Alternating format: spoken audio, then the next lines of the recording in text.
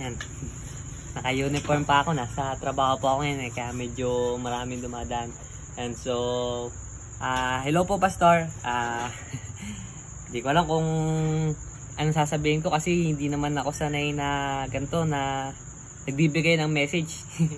Na medyo pagdating sa mga ganitong bagay, medyo sobrang mahihain po talaga ako eh. Pero gusto ko lang pong i-take itong opportunity na to para lubos na magpasalamat po sa inyo, Pastor.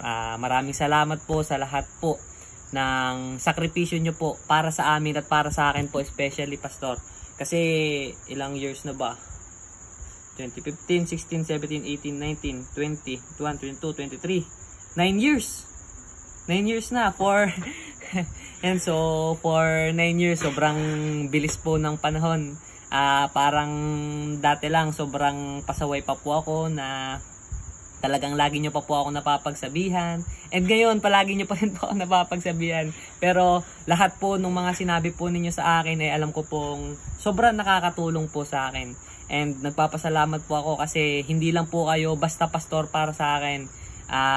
Nais ko pong malaman po ninyo na na hindi lang po basta pastor ang turing ko po sa inyo, kundi magulang na rin po. Kasi since po nung dumating po ako sa inyo, sa church po ninyo, hindi po ninyo itinuring ako na iba, na lagi po akong parang feel at home.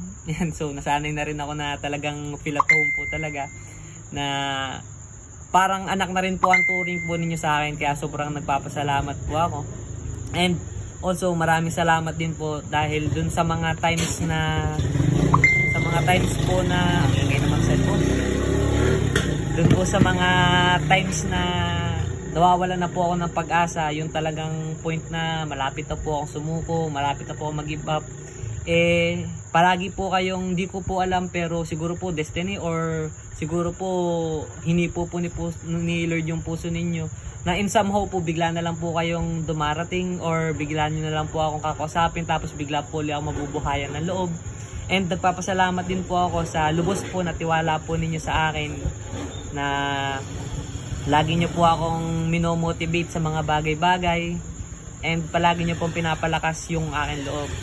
And sorry din po, Pastor, kung minsan po talagang, hindi po minsan, madalas po ay pasaway po ako. And sorry po kung lagi ko po kayong nabibigo sa mga bagay po na gusto po ninyong sa mga bagay na makabubuti po sa akin, pero hindi ko po nagagawa minsan.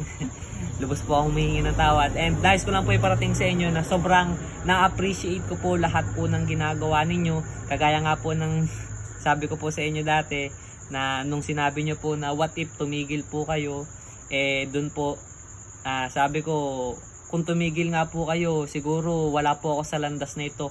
Dahil siguro yung landas ko medyo magulo na, maliligaw na ako ng landas.